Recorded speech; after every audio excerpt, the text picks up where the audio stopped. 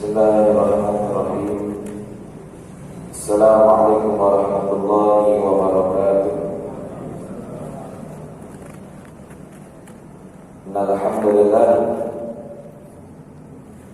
Alhamdulillahilladzi arsala rasulahu bil huda wa dinil haqq liyuzhirahu 'ala ad-dini kullihi wa kafaa billahi shahidan.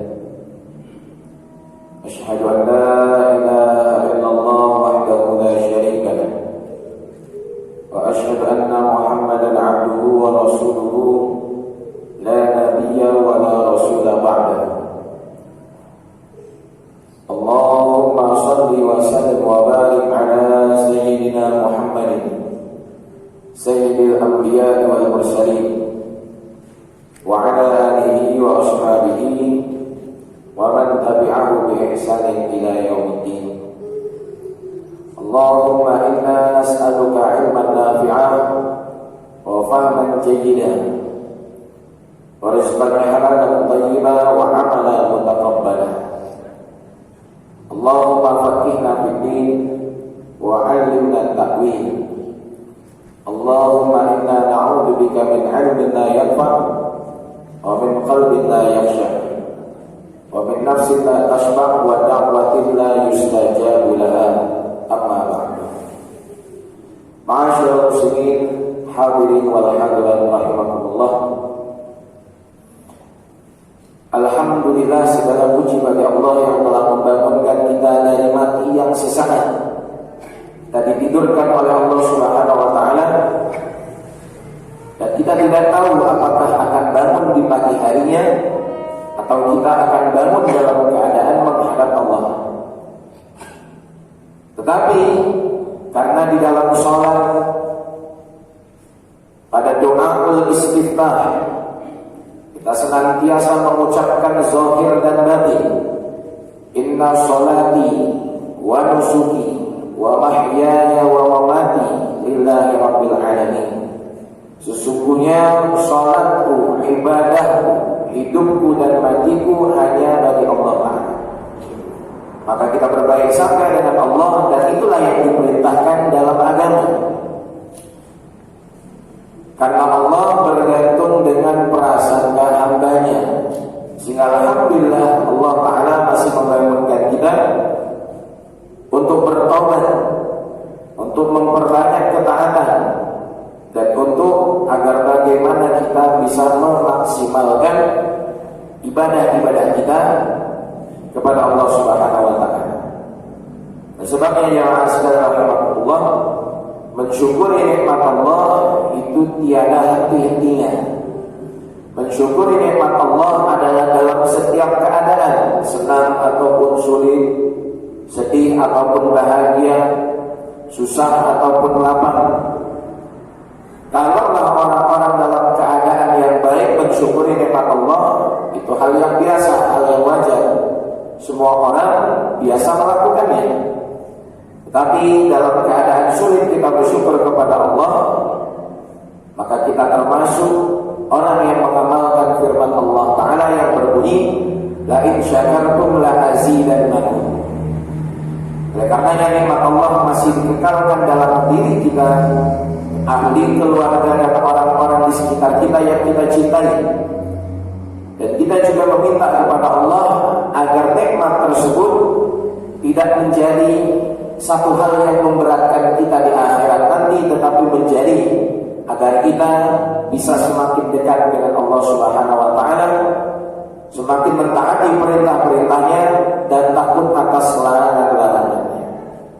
Maka kita semua pada Ahad subuh ini berkumpul di masjid, tempat yang paling mulia di sisi Allah Ta'ala, yang paling dicintai oleh Allah Ta'ala di muka bumi, adalah dalam rangka mencari ridha Allah, menambah ketaatan kedekatan kita kepadanya, dan dalam rangka talabul ilmi, agar kita bisa mengetahui ilmu agama dan kita menghilangkan kebodohan dari diri kita serta orang-orang di sekitar kita.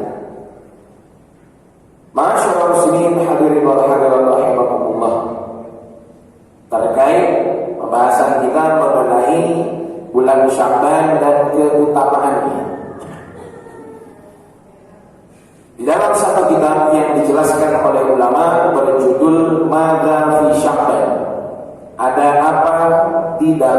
Sya'ban. Apa keutamaannya serta amal-amal yang disunnahkan berdasarkan hadis-hadis Nabi Shallallahu Alaihi Wasallam. Maka ulama menjelaskan di dalam bulan Sya'ban terdapat kejadian-kejadian yang tidak biasa, yang itu menarik perhatian kita agar semakin kita yakin atas kebesaran Allah Subhanahu wa taala, kekuasaan Allah taala. Memanglah bulan Sya'ban ini satu kemuliaan dari bulan-bulan Islam yang Allah taala letakkan padanya, dan hal tersebut kita ingat setiap tahun.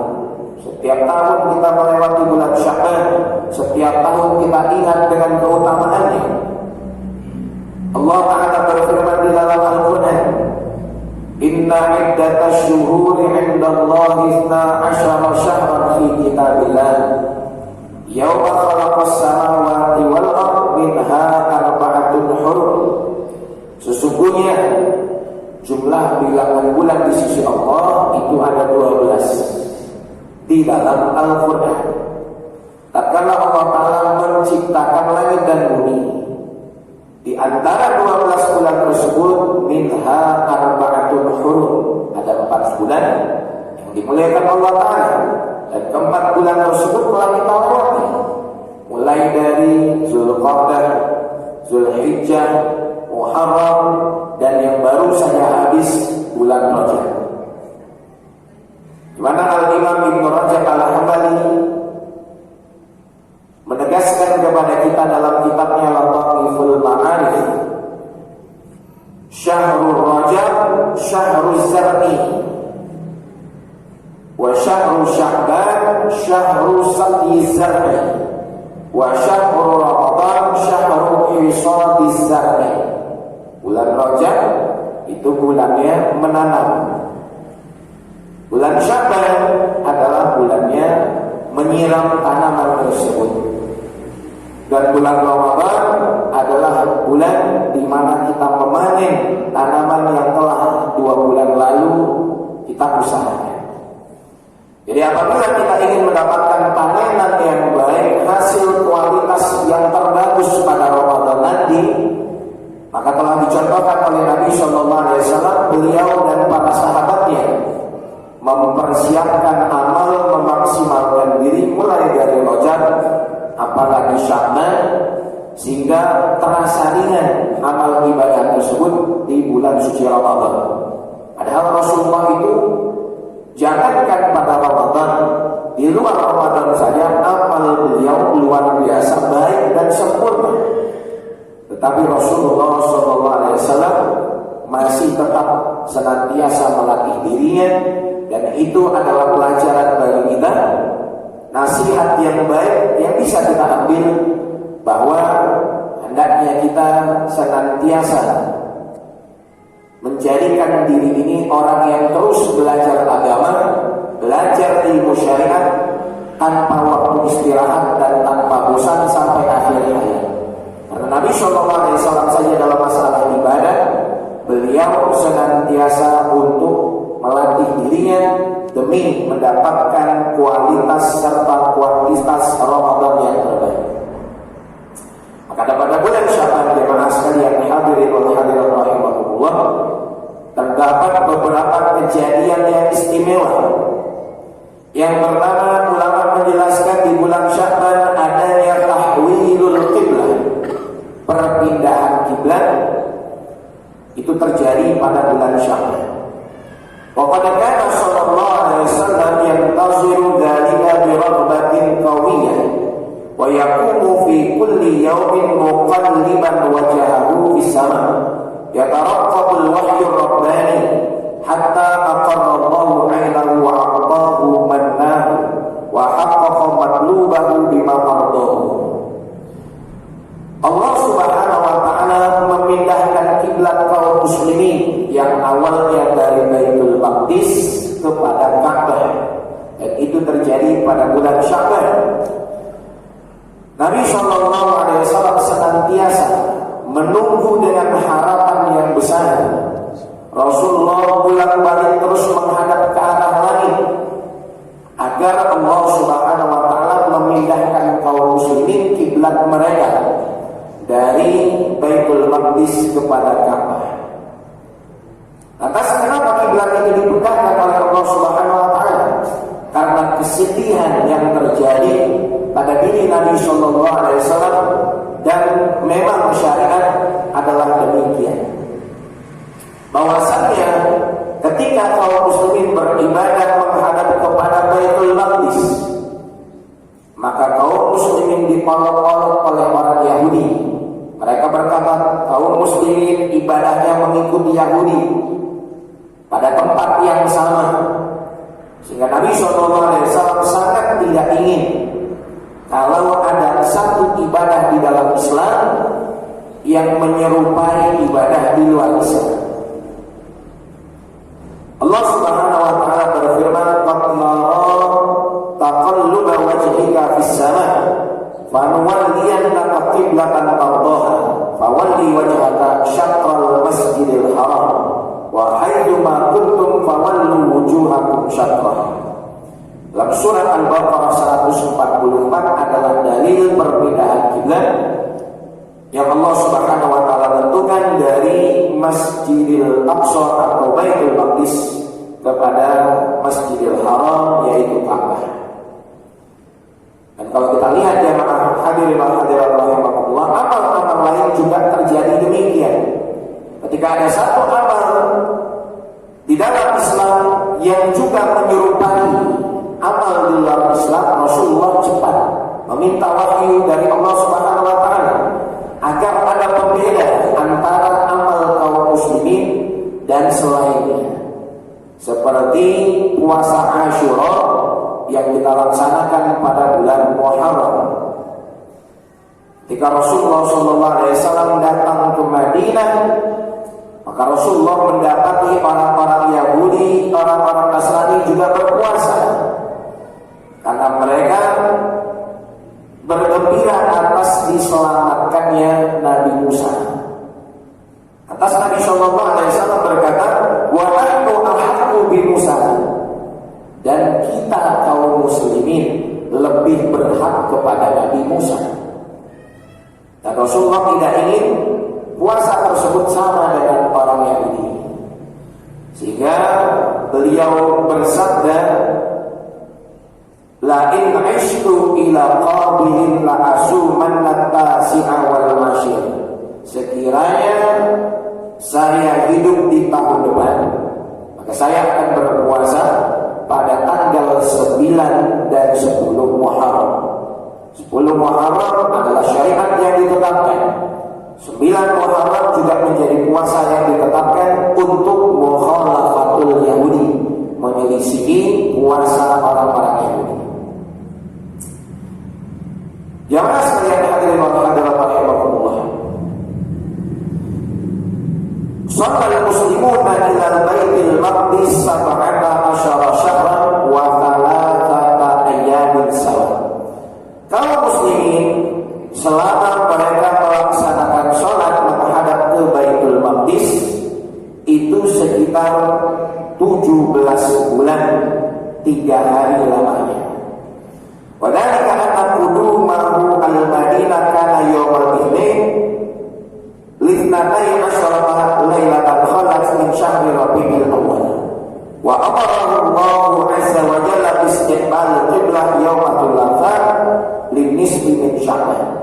Dan Nabi SAW berhijrah dari Mekah ke Madinah pada hari Senin sekitar tanggal 12 Rabiul Awwal. Dan Allah Ta'ala perintahkan Rasulullah serta kaum muslimin untuk berpindah kiblat tersebut pada hari Selasa pertengahan bulan Sya'ban. Itu yang pertama, kejadian istimewa yang ada di bulan Sya'ban adalah dipindahkannya kiblat dari Baitul Maqdis kepada Ka'bah. Yang kedua, raf'ul amal, diangkatnya catatan amal manusia. Dalam hadis yang diriwayatkan oleh Imam An-Nasa'i dari Usamah bin Zaid radhiyallahu anhu, Usamah bin Zaid berkata, "Aku bertanya kepada Nabi sallallahu alaihi wasallam, qultu ya Rasulullah, lam ara tasumu min Sya'ban, tidaklah aku melihat dirimu berpuasa di dalam satu bulan lebih banyak dibandingkan engkau berpuasa pada bulan Sya'ban. Apa jawab Nabi? Dzaka syahrun yaqfulun nasu anhu baina Rajab wa Ramadan wa huwa syahrun turfa'u fihi al-a'malu ila rabbil alamin. Bulan Sya'ban adalah bulan yang banyak dilupakan oleh manusia. Bulan Rajab orang-orang banyak mempersiapkan amalnya. Ramadan juga ramai dengan orang yang beramal. Sedangkan Sya'ban berada di antara Rajab dan Ramadan. Tidak terasa kita sekarang tidak sampai sebulan akan masuk ke bulan suci Ramadan. Tetapi persiapan belum matang, amal ibadah masih berantakan. Sedangkan Allah Ta'ala ingin kita semua untuk memaksimalkan ketaatan kepadanya.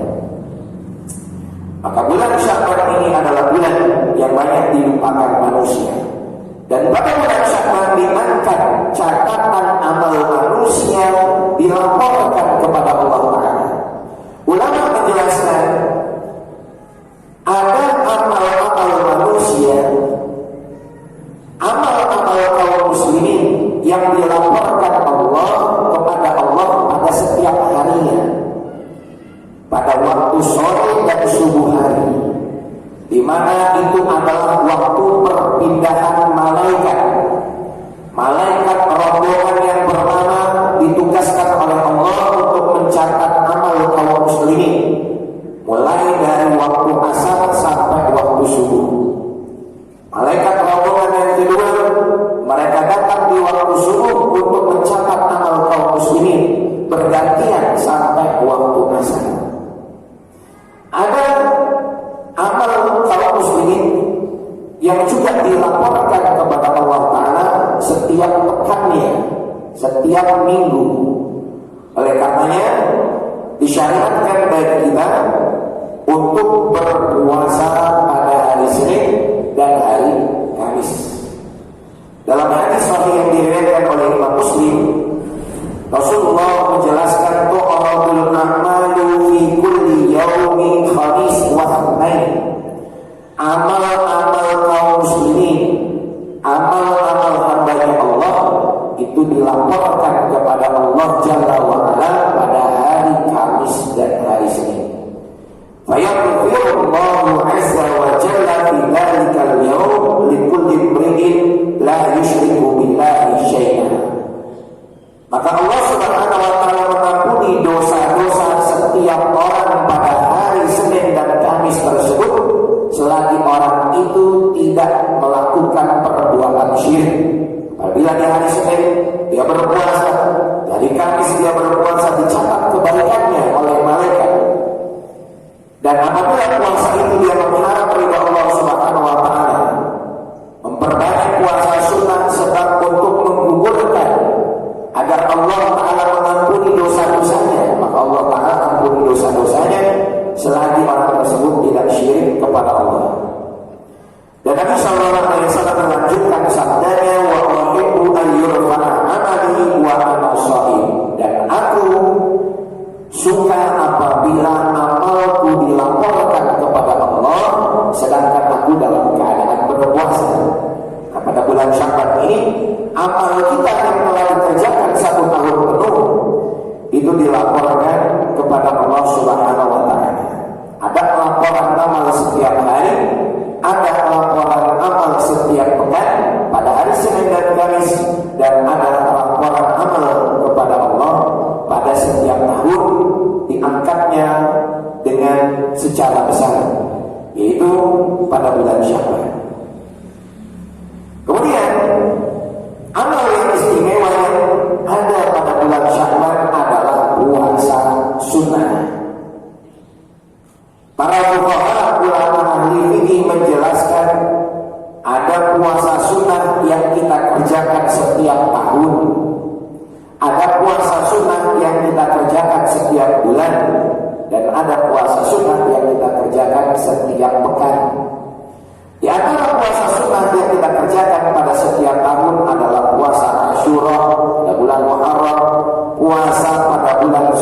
Dzulhijjah di 10 hari awalnya. Kemudian kita berpuasa juga pada bulan Sya'ban. Karena Rasulullah sallallahu alaihi wasallam yasumu hatta naqula la yuftir. Rasulullah sallallahu alaihi wasallam itu saking banyaknya berpuasa pada bulan Sya'ban, seakan-akan kami melihat Rasulullah tidak pernah berbuka. Artinya setiap hari beliau berpuasa. Dijelaskan oleh istrinya Aisyah radhiyallahu anha di dalam hadis yang diriwayatkan oleh Imam Bukhari, Muslim dan selainnya. Wa yafṭuru hatta taqula la yasum, dan Rasulullah itu berbuka seakan-akan beliau tidak berpuasa. Wa ma ra'aytu Rasulullah sallallahu alaihi wasallam istaqbala siyam syahrin qattu illa Ramadan.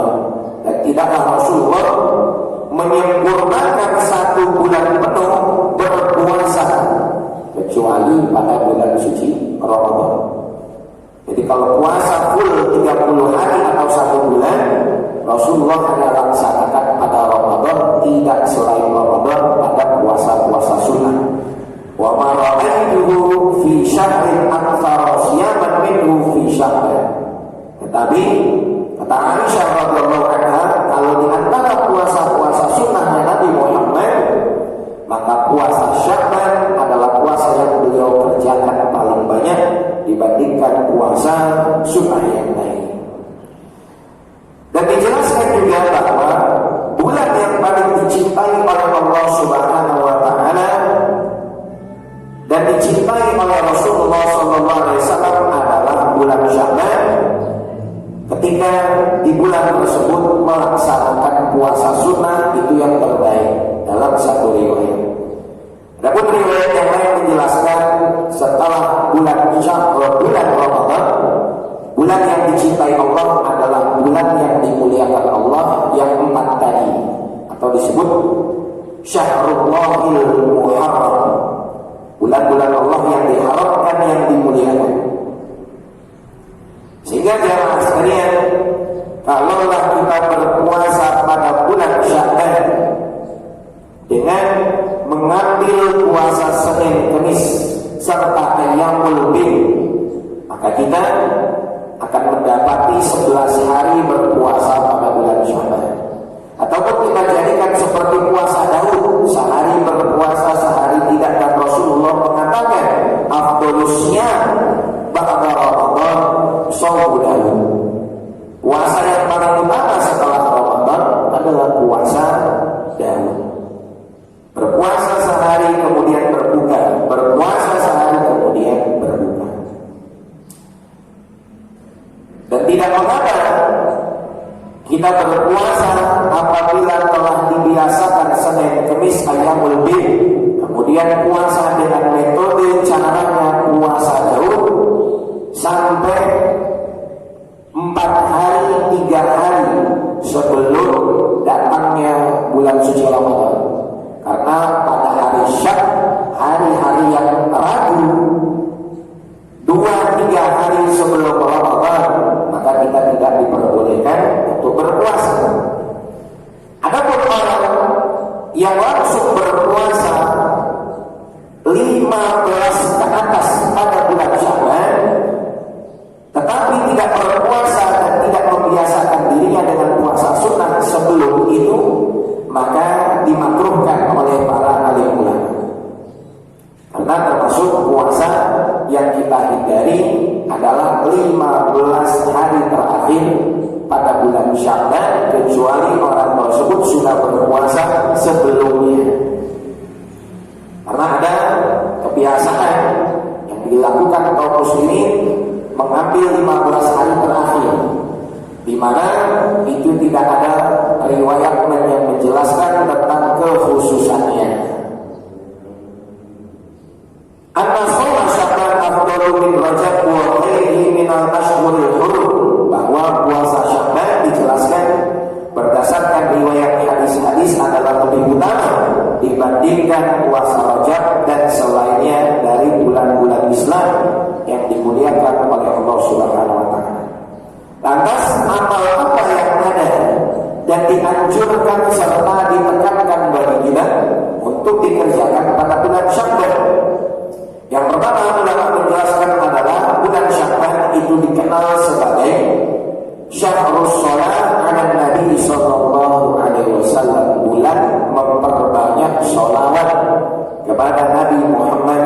sallallahu alaihi wasallam.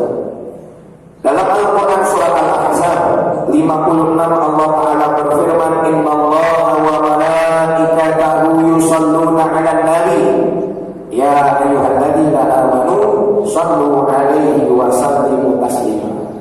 Ayat ini kan yang biasa kita dengar pada khutbah kedua, khatib membacanya demikian, dan termasuk kesunahan di dalam khutbah. Ustaz, saya tak pernah dengar yang khutbah kedua kita tidur, atau dari awal khutbah tidur. Bangunnya ketika khatib membaca barakallahu li wa lakum fil Qur'anil karim. Udah selesai lah khutbahnya. Allah Subhanahu wa Ta'ala sesungguhnya bersalawat kepada Nabi Muhammad sallallahu alaihi wasallam, dan begitu juga para malaikatnya. Hai orang-orang yang beriman, bersalawatlah, berikanlah salam kalian ke atas Nabi sallallahu alaihi wasallam. Apa makna salawatnya Allah serta para malaikat kepada hambanya? Al-Imam Al-Qurtubi menjelaskan di dalam tafsirnya mengenai surat Al-Ahzab 56 ini, bahwa salawatnya Allah Subhanahu wa Ta'ala kepada hambanya adalah Allah mencurahkan rahmatnya. Dalam hadis riwayat Imam Muslim, Rasulullah sallallahu alaihi wasallam bersabda, "Man shalla 'alayya wahidan sallallahu alaihi asyara." Barang siapa yang bersalawat kepadaku sekali, maka Allah akan bersalawat kepadanya 10 kali. Maknanya Allah akan memberikan rahmat kepada orang yang bersalawat kepada Nabi sallallahu alaihi wasallam. Waqad dzakara al-Hafiz Ibnu Hajar rahimahullah an Abi Dzar al-Harawi anna al-amra bi shalah ala Nabi sallallahu alaihi wasallam kana fi sanati tsaniyati min al-hijrah wa qila fi lailatul Isra. Di dalam kitab Fathul Bari yang dijelaskan oleh Al-Imam Ibnu Hajar Al-Asqalani menjelaskan tentang hadis-hadis riwayat Imam Bukhari pada sahihnya, bahwa perintah bersalawat kepada Nabi Muhammad sallallahu alaihi wasallam itu disyariatkan pada tahun kedua Hijrah, dan dijelaskan juga pada saat Isra wal Mi'raj disyariatkannya salat 5 waktu, begitu juga disyariatkannya bersalawat kepada Nabi Muhammad sallallahu alaihi wasallam. Allah Ta'ala memerintahkan salawat bukan berarti Allah berhajat, Allah butuh kepada salawat manusia, tidak, tetapi kitalah yang butuh kepada curahan rahmatnya Allah, syafaatnya Nabi Muhammad sallallahu alaihi wasallam. Kemudian apa makna salawatnya malaikat? Kata Imam Al-Qurtubi dalam tafsirnya, salawatnya malaikat kepada hamba Allah adalah malaikat beristighfar, memohon ampun. Kalaulah orang tua mendoakan anaknya, itu doanya diijabah oleh Allah Subhanahu wa Ta'ala. Padahal orang tua itu tetap manusia, tidak terlepas dari kesalahan. Apalagi malaikat yang sifatnya dijelaskan di dalam Al-Quran, la ya'sunallaha ma amarahu wa yaf'aluna ma yu'marun. Malaikat tidak bermaksiat kepada Allah, dan malaikat taat selalu mengikuti perintah Allah. Tak kala malaikat beristighfar, memohon ampun kepada Allah, bagi orang-orang yang bersalawat kepada Nabi sallallahu alaihi wasallam, pasti doa malaikat dijawab, pasti hamba tersebut diampuni dosa-dosanya oleh Allah Ta'ala. Maka kita perbanyak untuk salawat kepada Nabi sallallahu alaihi wasallam, khususnya adalah ditekankan pada bulan Sya'ban. Meskipun bulan-bulan yang lain juga kita sangat dianjurkan untuk memperbanyak salawat kepada Rasulullah Muhammad sallallahu alaihi wasallam. Keutamaan salawat banyak dijelaskan oleh ulama, para alim ulama pada kitab-kitab maka bisa kita cari hadis-hadis terkait dengan bagaimana dahsyatnya, istimewanya amal bersalawat kepada Rasulullah Shallallahu Alaihi Wasallam. Yang selanjutnya amal istimewa yang ada pada bulan Sya'ban adalah Sya'ban Syahrul Quran. Tadi bulan Sya'ban dijelaskan bulannya bersalawat. Ini juga dijelaskan bulan Sya'ban adalah bulannya Al-Quran. Karena Amr bin Qais idza dakhala syahr Sya'ban aghlaqa hanutahu wa tafruqu li qira'atil Quran. Diceritakan seorang ulama yang bernama Amr bin Qais. Dia juga seorang pedagang, bisnismen. Amr bin Qais itu tatkala memasuki bulan Sya'ban, apa yang dia lakukan? Dia menutup tokohnya, udah gak ada lagi.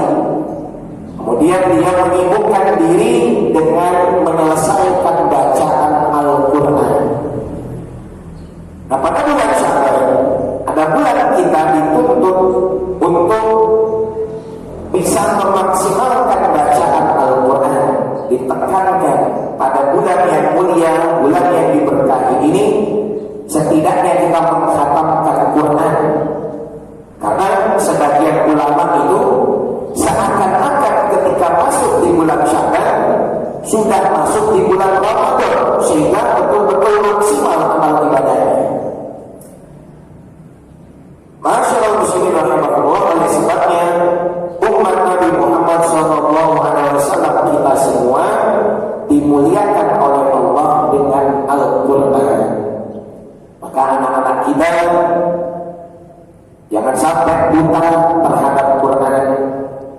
Bahkan dalam hitungan beberapa tahun terakhir, sekitar 65% kaum muslimin di Indonesia buta huruf Al-Quran.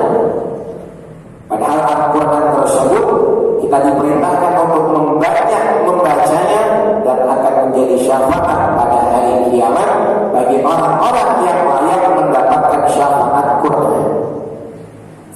Bukan hanya dibaca, kita jadikan Al-Quran pedoman kehidupan, dicerminkan oleh akhlak dan adab serta pengamalan syariat yang sempurna. Jadi jamaah sekalian rahimahullah, dalam hadis yang diriwayatkan oleh Imam Al-Baihaqi dalam kitabnya Sunanul Kubra, inna afdhala ibadati ummati tilawatul Quran. Sesungguhnya ibadah umatku yang paling utama adalah membaca Al-Quran.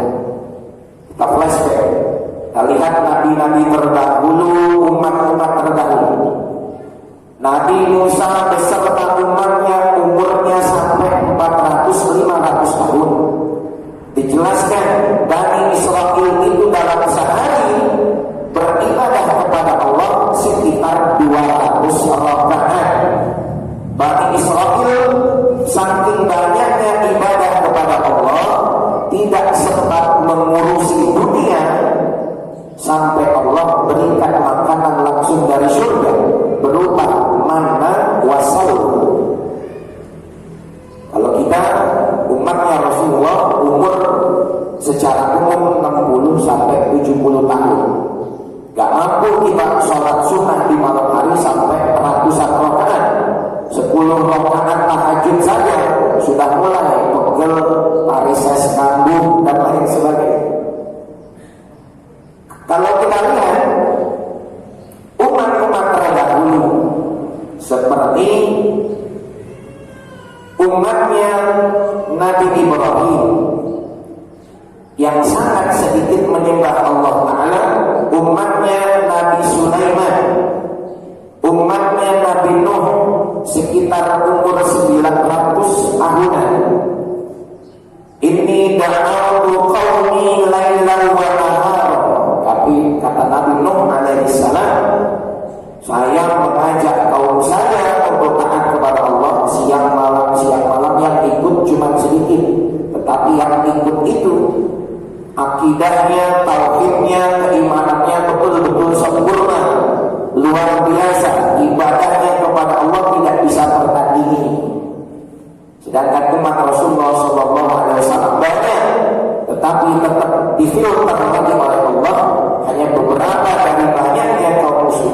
yang keimanan tauhidnya kuat dan menjadi orang-orang mukmin. Maka kalau kita lihat dari amal ibadah kita jikalau jauh dari umat-umat terdahulu, tetapi Al-Quran tidak Allah berikan kecuali diberikan kepada umat Nabi Muhammad SAW. Maka anak kita yang hari ini malas baca Quran, hendaknya disemangati bagaimana targetnya menghafal Quran, bahkan dimasukkan sekolah Quran agar tersuasana di rumah itu bukan hanya orang tua yang semangat dengan Quran. Setelah orang tua meninggal dunia, anaknya tidak mengenal Quran. Oleh sebabnya bulan Sya'ban ini adalah bulan memperbanyak bacaan Quran. Dan ulama-ulama terdahulu mengkhatamkan Quran setiap harinya. Kalau kita lihat mulai dari kalangan sahabat Nabi yang bernama Tamim Ad-Dari, yang pernah bertemu sebelum Islam dengan Dajjal dan Jasasa di suatu bulan. Wa kana yahmilul Qur'ana fi raq'ah. Tamim Ad-Dari itu bisa menghafalkan Al-Quran 30 juz di dalam satu rakaat salatnya. Jadi nanti Ramadan di sini kita hadir maksimal 1 juz per malam.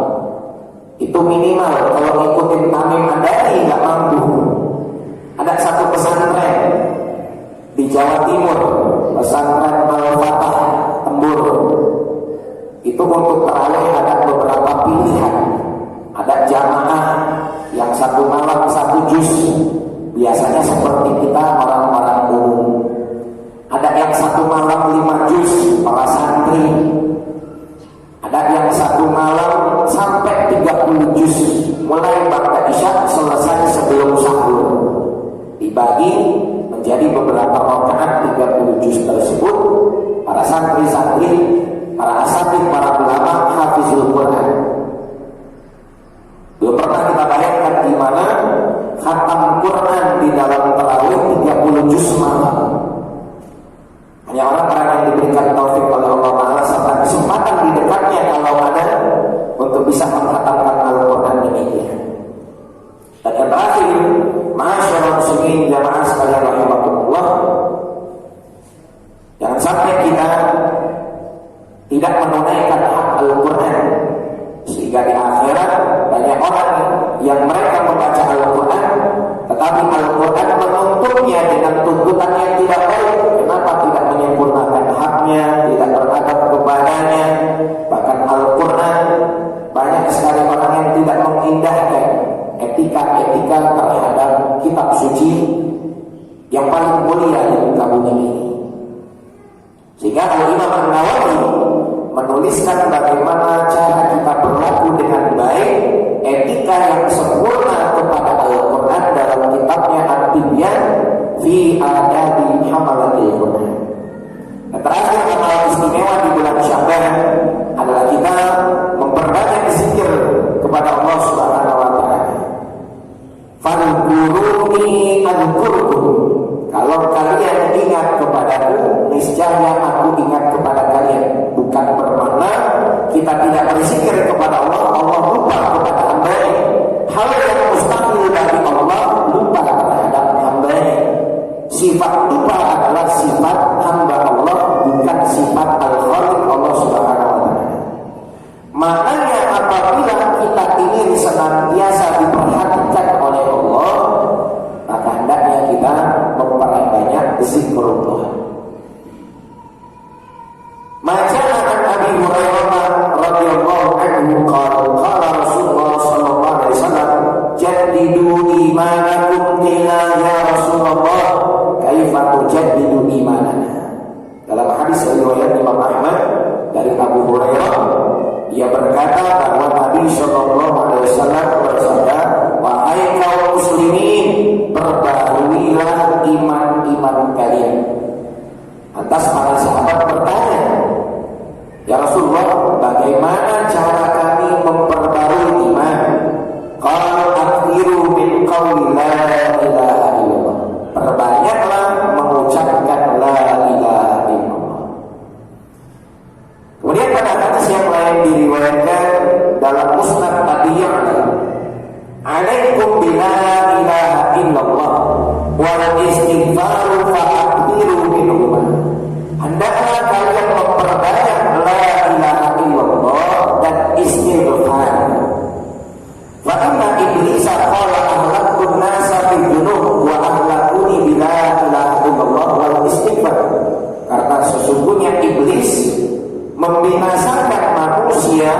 dengan berbuat dosa.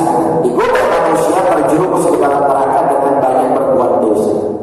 Sedangkan manusia bisa membinasakan iblis dengan memperbanyak zikir la ilaha illallah dan istighfar. Sehingga jamaah sekalian, keutamaan zikir khilaf antara ulama dalam beberapa keadaan. Memang ada zikir-zikir yang utama, tapi secara umum dijelaskan di dalam hadis afdhalul dzikri fa'lam annahu la ilaha illallah. Zikir yang paling utama ketahuilah bahwa tiada yang berhak disembah kecuali Allah Subhanahu wa taala, zikir la ilaha illallah. Dan yang kedua adalah istighfar. Rasulullah bersabda, "Man lazimal istighfar ja'alallahu lahu min kulli dhiqin makhrajan wa min kulli dhiqin farajan wa min kulli hammin farajan wa razaqahu min haitsu la yahtasib." Ulama hadis banyak meriwayatkannya bahwa barang siapa yang membiasakan diri untuk istighfar, maka Allah akan jadikan pada setiap kesulitannya kemudahan. Allah akan jadikan pada setiap kesempitannya jalan keluar. Dan Allah akan memberikan dia rezeki dari tempat yang tidak disangka-sangka. Zikir di masjid, di telepon, anaknya laku, dapat rezeki yang tak disangka-sangka. Zikir di rumah, di telepon, keterima CPNS. Banyak rezeki yang Allah Ta'ala tetapkan bagi kita.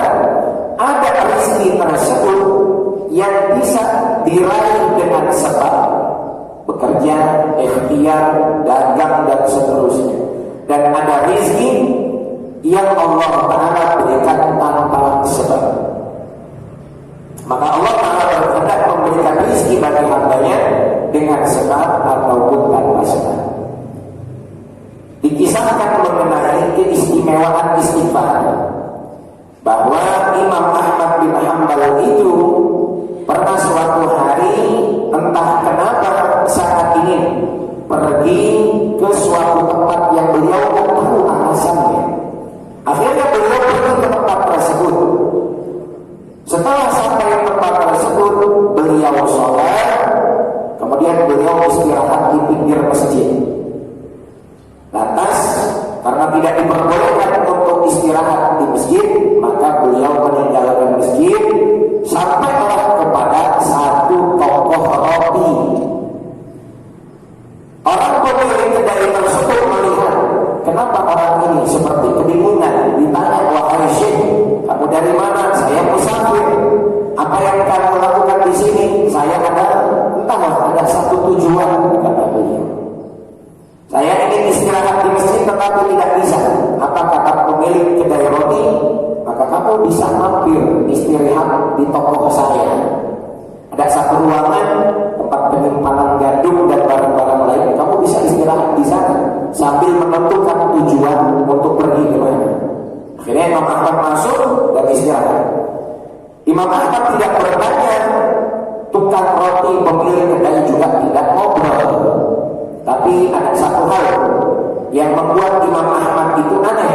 Kenapa? Tukang roti itu sambil mengadon roti, sambil bekerja, mempersiapkan tokohnya, mulutnya senantiasa beristighfar.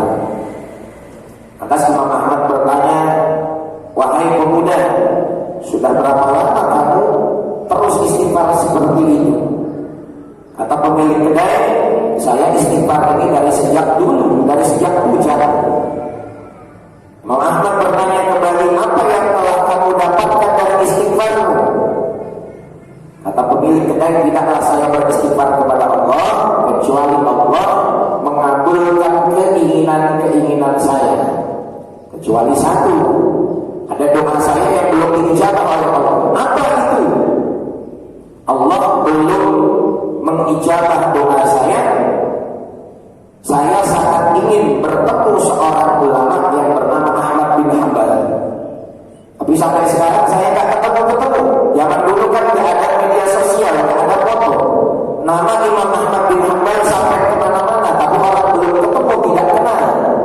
Yang mana Imam Ahmad benar?